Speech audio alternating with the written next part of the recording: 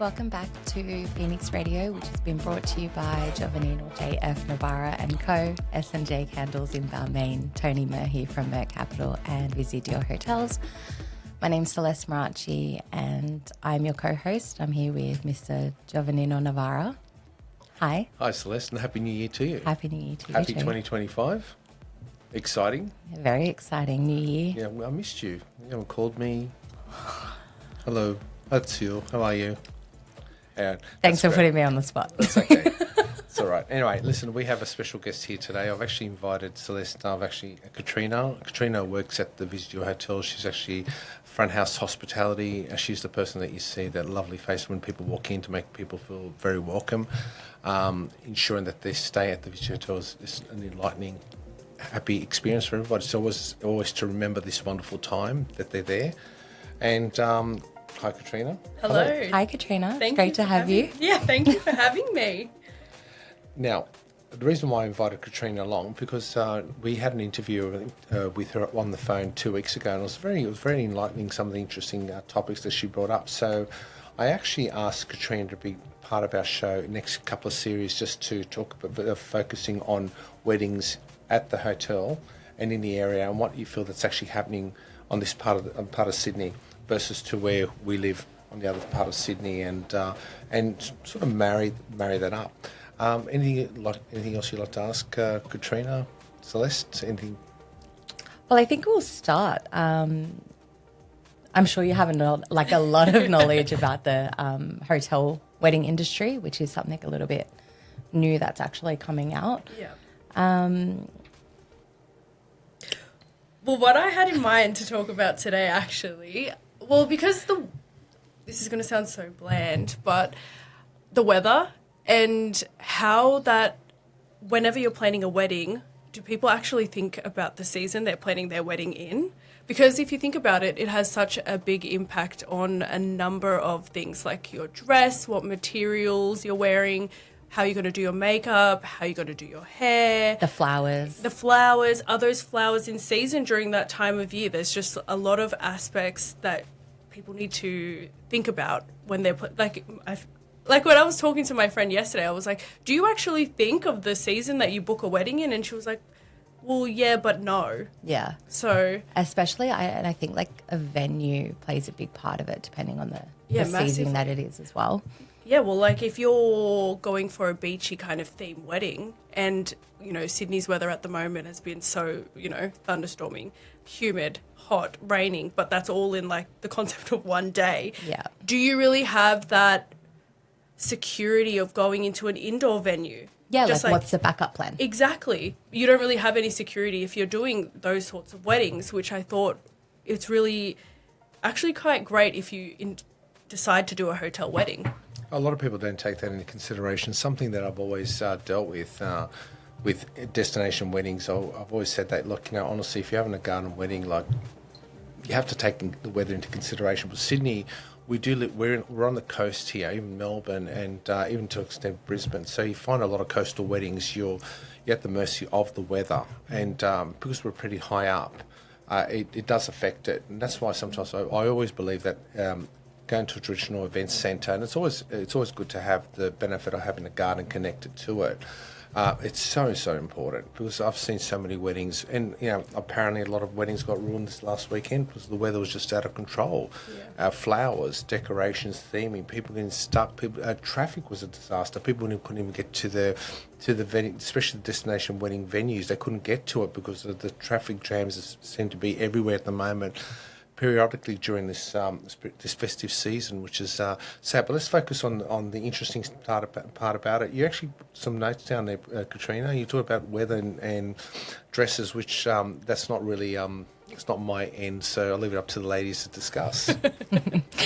Well, I think that the dress is like one of the most important aspects of your wedding. I think it really. I think it's a bride's way of expressing herself as well. Yeah, definitely. The dress, and you got to think of, like I said before, are you really going to wear like velvet in this 30-degree heat? Summer, exactly. Exactly, yeah. And you're going to wear like a strapless dress in winter. Exactly. And you can kind of see like the trends leading in, everyone's stepping away from that traditional side, and you'll see if you are having a summer wedding, they're going for shorter dresses, not necessarily really short, but, you know, shorter dresses, something more breathable. But yeah. Light, exactly. Sometimes not too light. I think sometimes it's a little bit goes too far. And then I find it's really sad. I've seen so many beautiful dresses that they make the mistake of, you know, there was one wedding I know of where the bridesmaids were wearing these beautiful white little cocktail dresses, but it just happened to be a very, very cold day in winter, and so the bride was going to accessorize it with having, you know, Celeste with these long gloves. That went for that Audrey Hepburn look, and the nice shoes, and they had a shawl and the headpiece. But what actually happened on the day was, with the kerfuffle of getting ready that morning, they had lost everything. So, and they had to get to the church. They're running behind, and the poor girls froze to death that day. They even rang us in advance to see if we could pick up something, which we were going to go to Kmart, so we got something. I think the way stuff, I said one of the girls, go and try and find something for these brides. They explained this is part of the service. That's the Navarra service we was trying to implement, and this is what we're trying to carry on for Visy Dior hotels, and that's why I love having Katrina here. She's like that, and Celeste, you've got a good heart too. But it is important. On that aspect, going back to clothing, so what do you suggest people should, how would they work out their itinerary with this, you know, for the clothing, what they're going to have?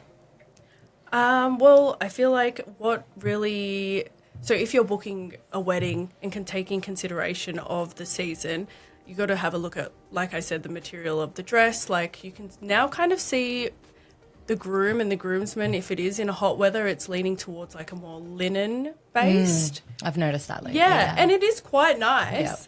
Yep.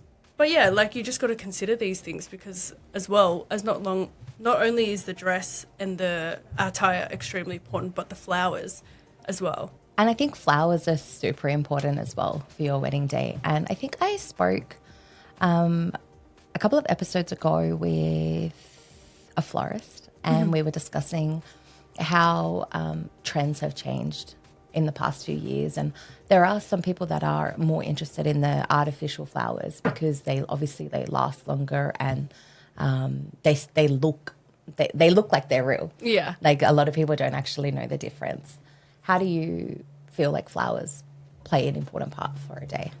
Oh, it's massive, because the floral arrangement, if you think about it, you have to decorate the aisle, you're doing your bouquet, and the bridesmaids will obviously hold their own bouquet as well. And it's just every element of the whole wedding is mainly on flowers, right? And you can see recently, or I'm pretty sure you touched base on this as well on that same episode, is that you can have artificial flowers, but you can also incorporate fresh flowers. So you can do both.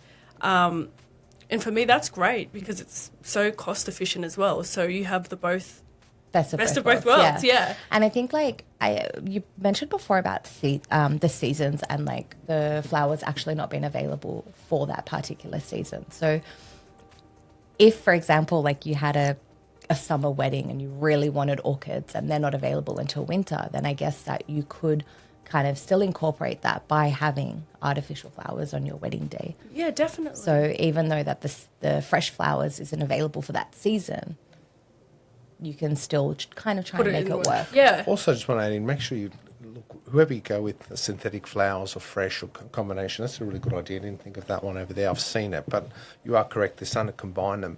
Just to ensure that whoever you're working with, then they really know what they're doing. You know, for instance, I have a shout out to my wife Joanne, her cousin Carmen Di Domenico, which is Carmen Scafoni. She's actually in Marrickville. When she puts flowers together, and she sometimes combines all the synthetics, I've noticed it looks so great.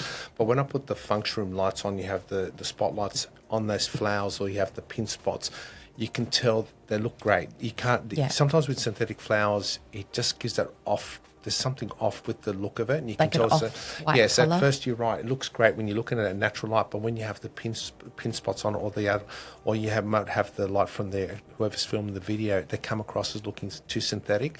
But a good florist knows how to do that. Yeah, definitely. And I actually love watching those TikTok videos when they do the arrangements of the flowers and everything. It's so satisfying to watch, because you see it from the start until the very end, and at the end it just looks immaculate. Like, it looks so good. Well, it's definitely, I think, an option, as I said, for the women that are looking, obviously, for a more cost-efficient way of having flowers everywhere in their wedding, as well as having the flowers that they want, whether regardless of whether or not they're in season. Yeah. And you can also, on the topic of flowers, you can also incorporate them into your dishes as well. Do you know what I mean? No. Give me an example. Yeah. So, like, obviously, if you don't like, when you have your appetizers and everything going around, and you have this color scheme going for the whole function event, you can also put them, those edible flowers. Okay. Yeah, and put the edible flowers in the dishes, so it kind of falls in together. Yeah. Well, Yeah. okay, I haven't seen that before. First time I served edible flowers, this old Greek guy called me over. He goes, and I said, okay, sorry. Yeah, continue on, yeah. But yeah, I think it's a great aspect, because then, yeah, again, it comes in with the theme and what you like, and if you can't get those particular flowers, like you were saying with the orchids, you can put the edible flowers that kind of resemble or have that resemblance into the food. Yeah. Also, it's very important on the other side of it, and I'm not bringing up the negative aspect of it, but I've seen so many florists to try and get that job will actually, at the end of the day, everyone has to make money, and, it's very hard to find people to work weekends and work nights and do the pack up and pack down and put the flowers together. The problem is that sometimes they end up going to the markets and they try and get the less expensive flowers or the cheapest flowers they can find. But the problem is that on the day, you can see discoloration. So especially when you go with whites, that's such a big factor, or yellows. It's something I've noticed, I've seen during the evening where you have a flower wall, the flowers on the tables, they start to get brown, or the heads of the flowers start to wilt, which is another big factor. And you think, God, sometimes people think they've been so clever by negotiating so hard on something, and at the end of the day, you get what you paid for.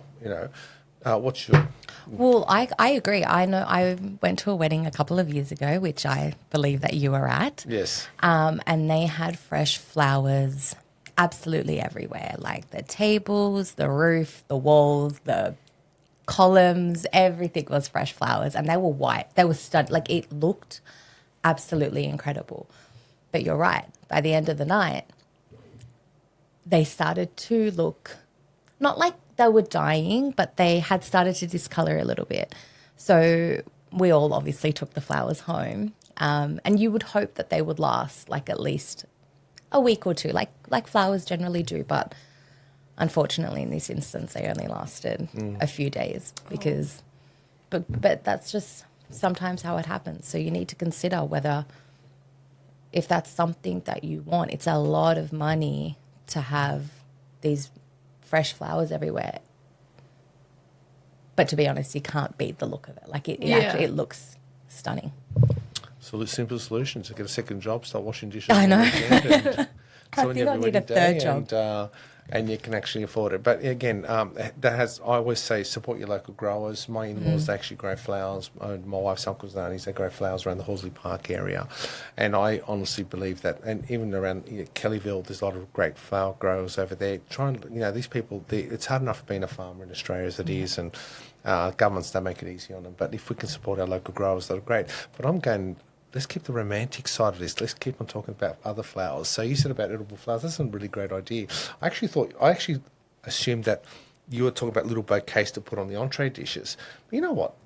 That's a really good idea. Edible flowers? Even if they're not, just imagine have like a little, edible flower bouquets. Little edible flower bouquets. That could be fun. Good, like on the side. Yeah. That's cool.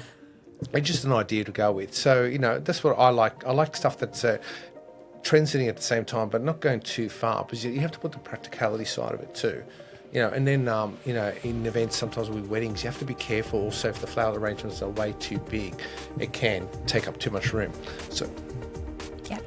Well, I think today was great having you here today, Katrina. I think we need to wrap today's episode up. I think next time maybe we can talk about some like makeup and hair and things like that. Let's just do it. especially when it comes to do with the weather. So you don't really need me anymore for these shows. No, Okay, I never did. No, Bye. I'm joking. fine. All right. Well, thank you so much for joining us on Phoenix Radio, which again has been brought to you by Giovannino, JF Navarra and Co, S&J Candles in Balmain, Tony Murphy from Merck Capital, and Visy Dior Hotels. Hope you all have a great day. Here in Norwest Bella Vista. Thank you. See you next time. Bye. Bye.